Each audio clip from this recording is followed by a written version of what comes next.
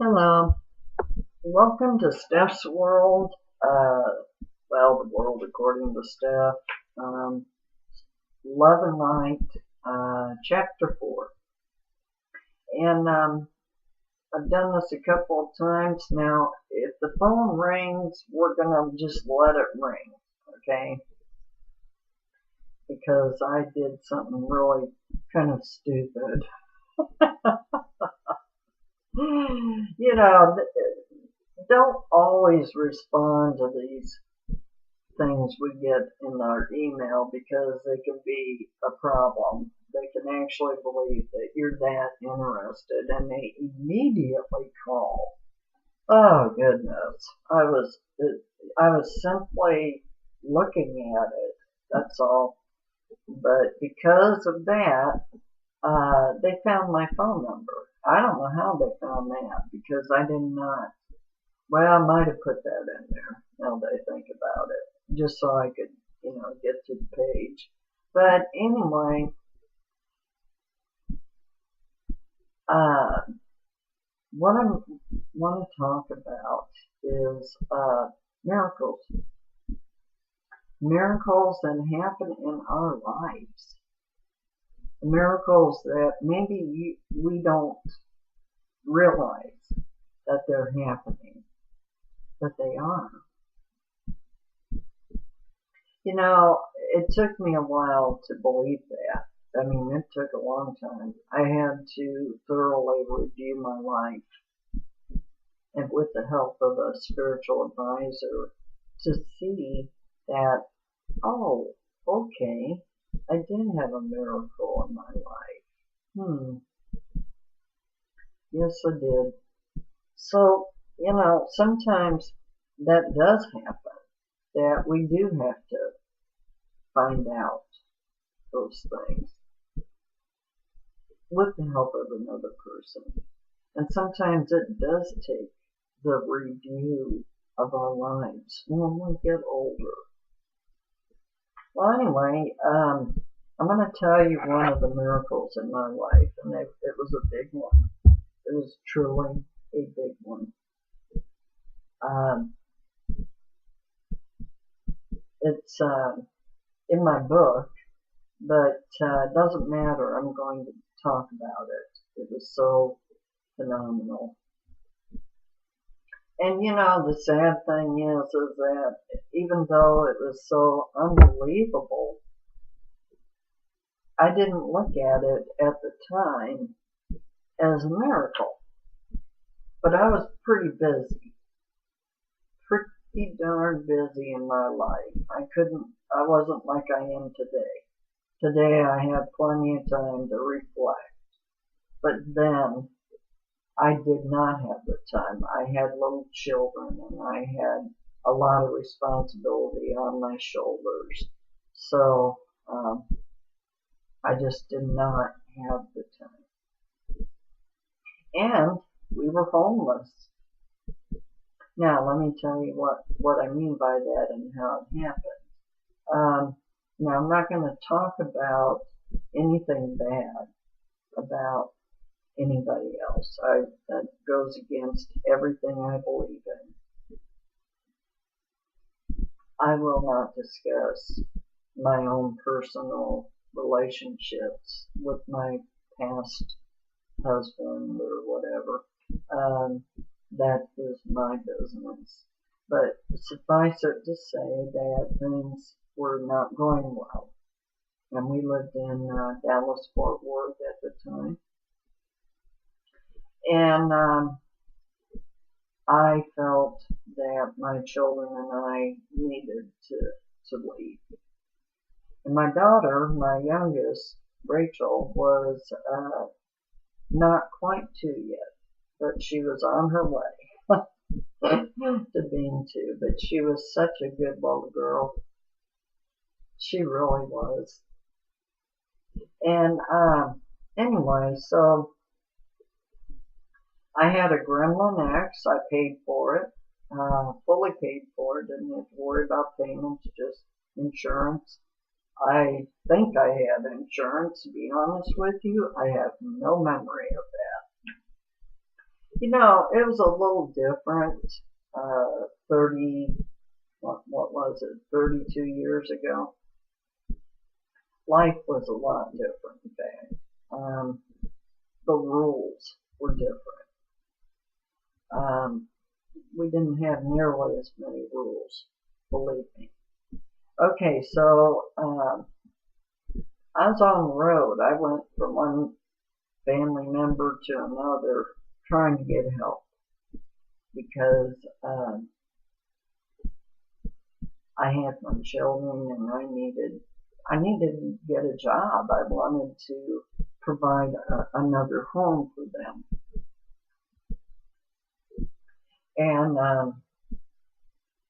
things just weren't working out. I had tried several different areas for help, and those areas just didn't work out.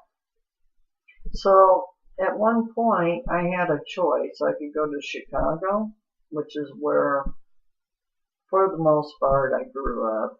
You know, some of the time I grew up, I actually grew up in 3 different states, but Chicago was my main area.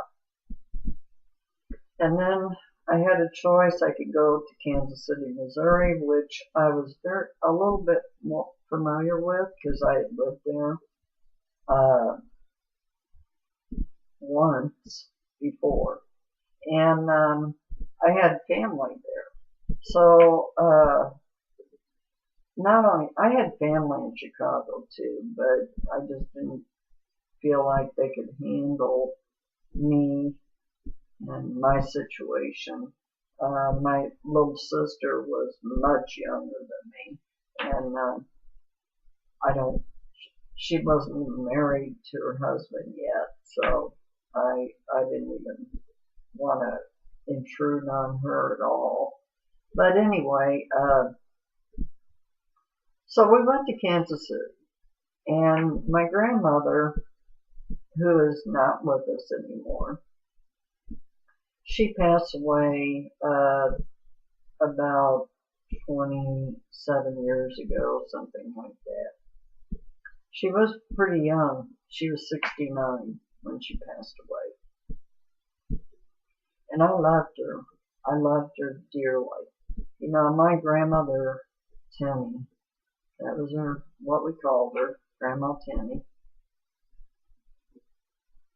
She was the one grandma and the one person who came to my aid when I got into trouble and I needed help. She was the one person who I always went to. And not because I figured, oh, she'll help me. No. No, I felt love from her. That's why I went. Because I felt loved. Now, I had another grandma, but she was really busy with my cousin and all kinds of stuff, and I just felt like, and she lived in a little town outside of the big city, so I didn't want to be in the little city. I wanted to be in the big city. It was more opportunity, and I had plans. I really wanted to do good things for myself, to give my children good lives. And I felt like I needed to be in a bigger city. So anyway, I went to Grandma Tenny's, and the sad part is my grandmother lived in the smallest duplex I've ever seen in my life. It was teeny tiny. Now during the day, there was no problem. All of us could be in there, the kids and me and Grandma. And Grandma and I would talk about what I needed to do. You know, what my plan of action could be. She wanted me to reunite with my husband at the time. But I didn't really know how I felt about that. I mean, I was still pretty confused about that. All I had in my pocket was $150, my car, and that was it. He had not made any effort to give me anything more, to assist me in any way. And he understood why I felt like I needed to leave. So, but anyway, so during the day, I had a place, warm, comfortable place for me and the children. Plus, they could even play outside. It was nice enough. It was just beginning of spring, and it was, seemed nice enough that they could go outside and play a little bit and be kids. Okay, so the problem was at night, we had to sleep in the car. And that was difficult. But I was young, and the kids were young, and they seemed to handle it okay. But after a week of it, I couldn't handle it anymore. Something had to change, and I didn't know how we were going to do it or what we were going to be able to do to make this change, but something had to change. So, one night, that last night, I went ahead and decided, okay, I'm going to take some of this money and we're going to stay in a hotel. Now, you got to remember, number one, it was a very cheap hotel, and number two, back then, the cost of living was a whole lot smaller than it is today. So, I didn't cost a fortune for me to rent a hotel room. But I knew I had to be careful with that money because, I had these children, and that was all the money I had until I could get a job, and I didn't know how soon that was going to be. So, okay, so I read to the children good night stories, and I could tell that they were happy and comfortable, and oh boy, they were sleeping in a bed with their mama. And so when they went to sleep, I literally got on my knees and I went like this: if there is a God, I need help. I desperately need your help. Because at the time, I didn't know what I believed in. I had studied many religions and many cultures, but I had no idea what I believed in. I was so busy, I didn't have time to think about what my belief systems were. But I was going to pray because I had nothing left. I had to do something. And I asked whatever my creator, whatever it was, my God, to let me give my children a decent life, to help me do that, and give them a wonderful life, to let them grow up. I was desperate. So the next day, I went back to my grandmother's house, and my sister called. And she lived about 2 hours away outside of Kansas City on the Kansas side. And she had one child who was 6 months younger than my youngest, my daughter. And she was with getting ready to get married, but she was living with her future husband.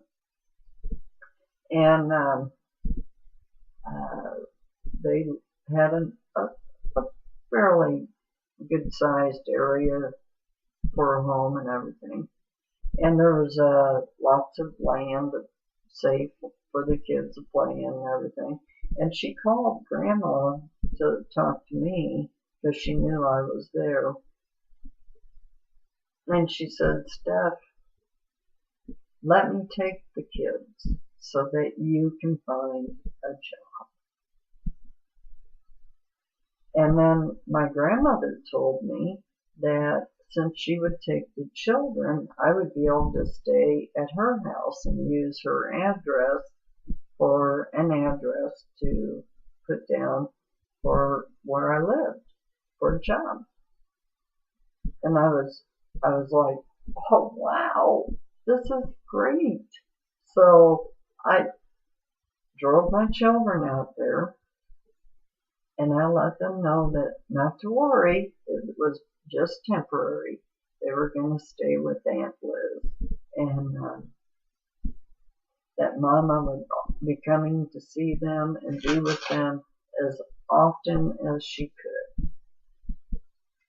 Well, I went back to Kansas City, and the very next day I started looking for a job. I just went everywhere. Well, the only thing I knew how to do at the time was being a cocktail waitress or bartending. That was my skill set at that time. And I was young, and I had long hair, and I was thin, and you know, I had everything that a bartender would love to have working in their club, believe me. So, actually, the very first place I went to, the lady was setting the bar up with beer and everything, and I went in, and it was closed, but I did go in one of the doors, and I told her who I was and that I had moved here from Texas, and that I had children just to support, and that I needed a job, and I needed a job now, right now. I couldn't even, if I could start today, I would be available. Just tell me what to wear. And she asked me if I had had any experience, and I said, you betcha. I definitely have had experience. Now, this wasn't something I wanted to do for the rest of my life, let me tell you. In fact, I can't even imagine someone doing it their whole life, because it would just tear your body apart. If you think doing that kind of job is easy, guess again. It's one of the hardest jobs imaginable. Well, I got the job, and I had 2 days off, Sunday and Monday. And then the rest of the time I had to work. Okay, well then, after that happened, I started working. And about a few days after I started working, my cousin called me. And she was a good friend of mine too. We weren't just cousins, we were much more than that. And she lived in a neighborhood that was, I don't know how to explain it, and I don't want to go into great detail right now, but suffice it to say that if I did all the right things, could get the money together, I had the opportunity of a lifetime to move into a 3-bedroom townhouse that was wonderful. It was fantastic. It was a big kitchen, a big living room, a basement, 3 bedrooms upstairs. It was so perfect that it was a gift from God. Literally, that's how I started feeling about it. Um, but we had to paint the whole thing because it was blue. And oh my goodness, it was a terrible blue color. I don't know why anybody would have blue in their home like that. But I made arrangements with the previous owners because I had to pay them some money. And I paid them half, and then I wrote them a promissory note for the other half because I could not get the money from anybody in the family. No one was willing to loan it to me. So I promised them that after a certain amount of time, I would give them the money. Well, let me go forward and say that in the end I did. But I didn't do it as I had promised. It took me a little longer to do it. And there was a good reason for that, but I'm not going to get into that. So there was that miracle. Oh, and it was the cheapest home you could ever imagine. $150 a month was the rent. Yep, $150 a month.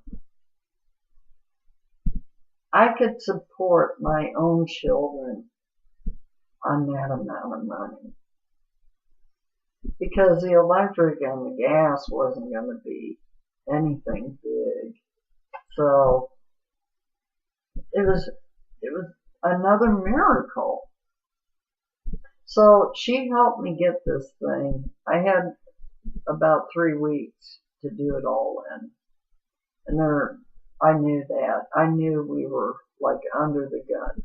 So every day I would go over there after working half the night away, and I'd go over and we'd paint and get it all cleaned up. And I found a rug to put into the living room because I didn't like having a bare floor for my children. I didn't mind the wood floor upstairs, but, downstairs I really wanted some kind of rug in the living room. It was cheap, but it worked. It did. It actually worked well. Okay, so anyway, then something else happened.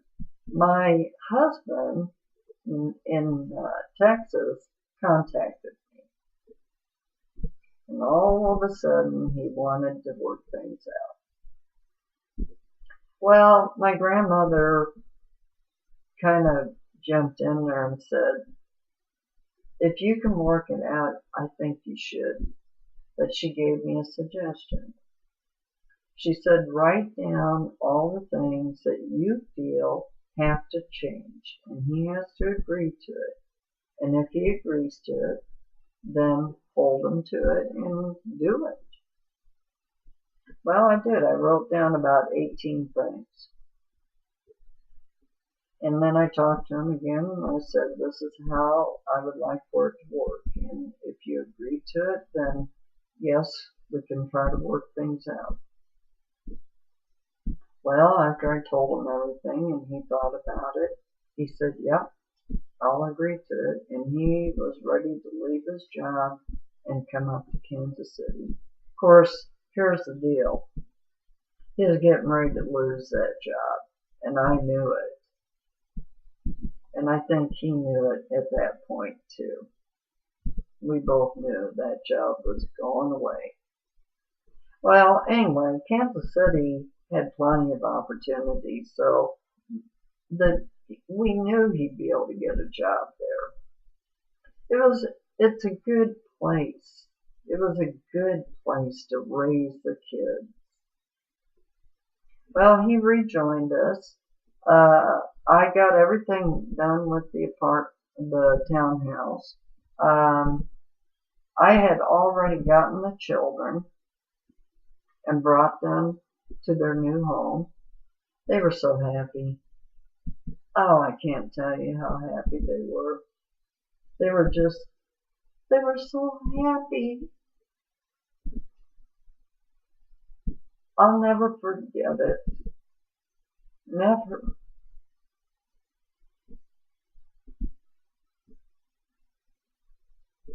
And my daughter, Rachel was able to celebrate her second birthday in a nice new home, and I raised my children in Kansas City. I went to school, and I became a computer programmer, and the area that I worked in, I was one of the few women that even did that way back then. I can tell you that right now. So that was a miracle. There were a lot of things that all came together. And in the end, my children had a wonderful home. They had a good life. I'm not going to say it was that everything was perfect, because it wasn't. But it was good. It must have been. My son died a hero. I must have done something right. But today, I know that that was a gift from God. Today, I know that. So now I'm going to read something like I usually do. Now you know a little bit about some of my early life. Okay, now before we were reading about character. And character must include some definite beliefs and convictions concerning things that really matter. And I stopped there. And before it talked about miracles and how some religious beliefs, some Christianity beliefs don't emphasize the miracles that Jesus did. So here's what Emmett says about miracles. But the miracles did happen. All the deeds related of Jesus in the four Gospels did happen, and many others too. The which, if they should be written, every one, I suppose that even the world itself could not contain the books that should be written. Jesus himself justified what people thought to be a strange and wonderful teaching by the works he was able to do. And he went further and said, referring to those who study and practice his teaching, the works that I do, ye shall do, and greater works.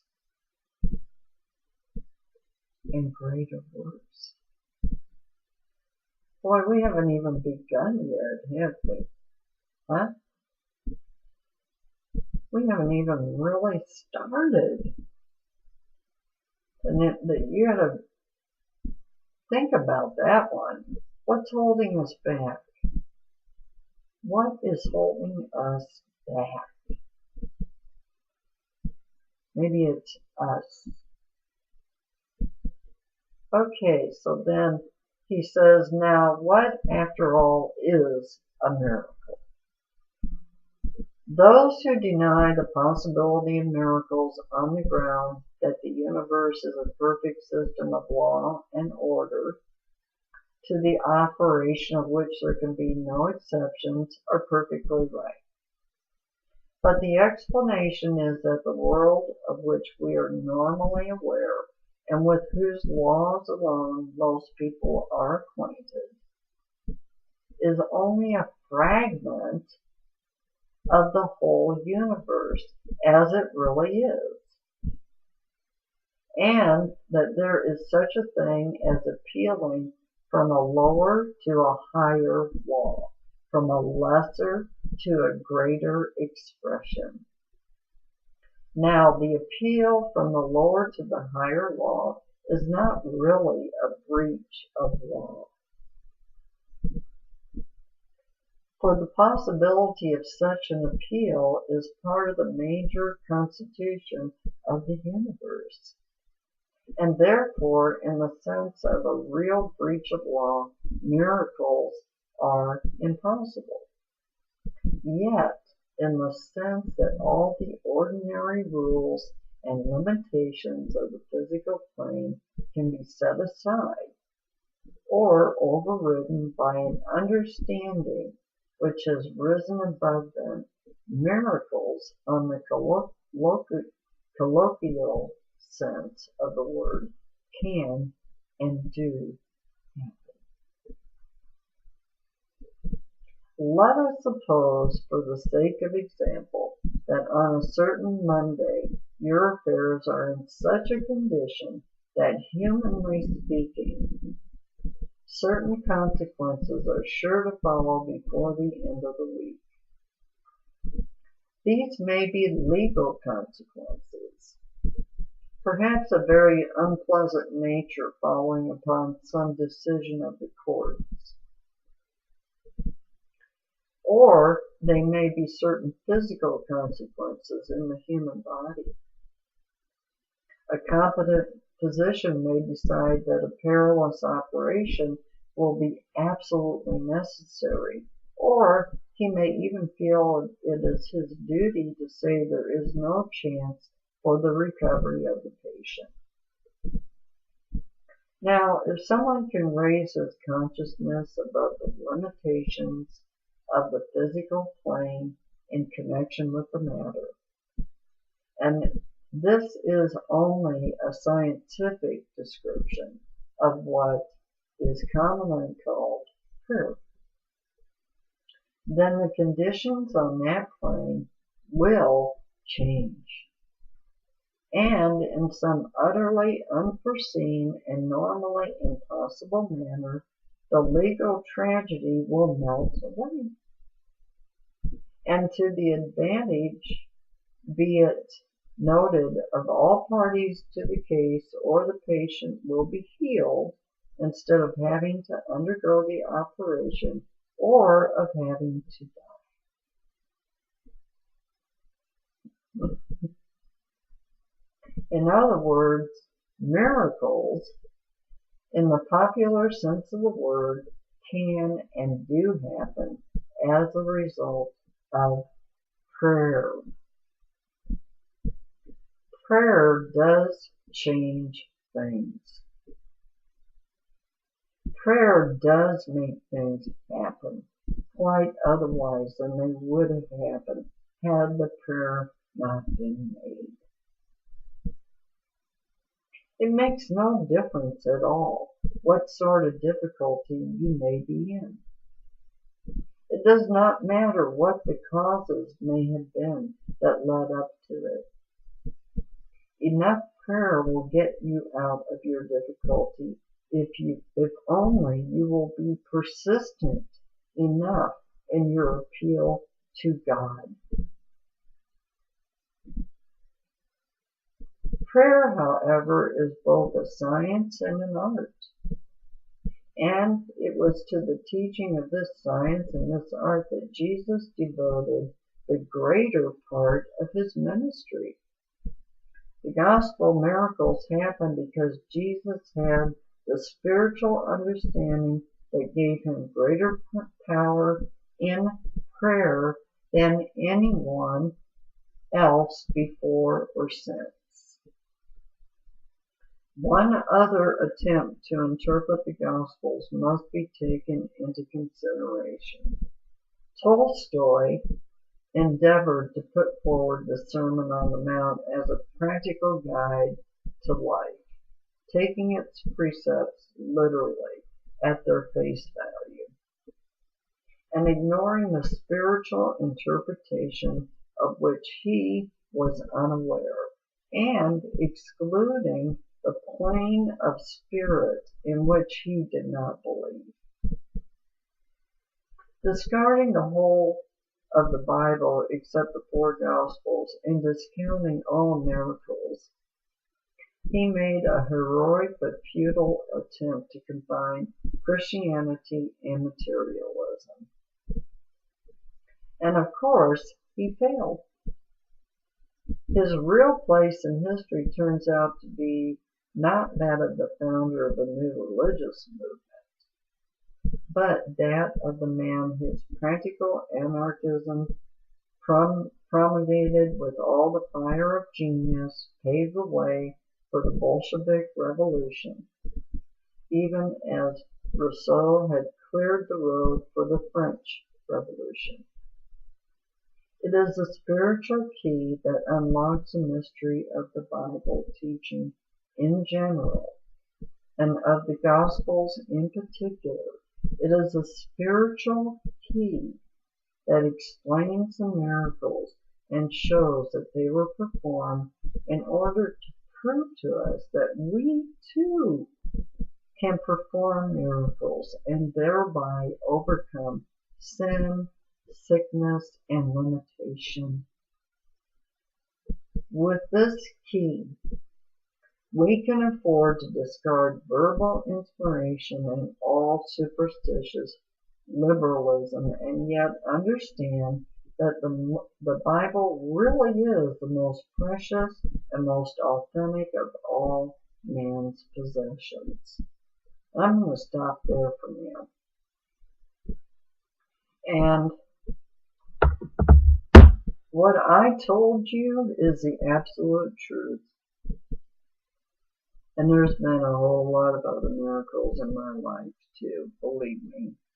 Or I wouldn't be here speaking to you right now. Not at all. You would not see me. I would not have been on Google Plus. I would not have been part of YouTube. None of this would have happened because if the miracles in my life had not happened. And believe me, they were miracles. And sometimes those things happened when I didn't even pray for them. So someone was praying. I guarantee you that. Someone was praying. Because those miracles happened. And there were a lot of them. And they still are. So I love y'all. And look at the miracles in your life today. Check them out. I bet you'll look back and you'll go, yeah, that was a real miracle. So, I love y'all. I'll talk to you soon. Bye-bye.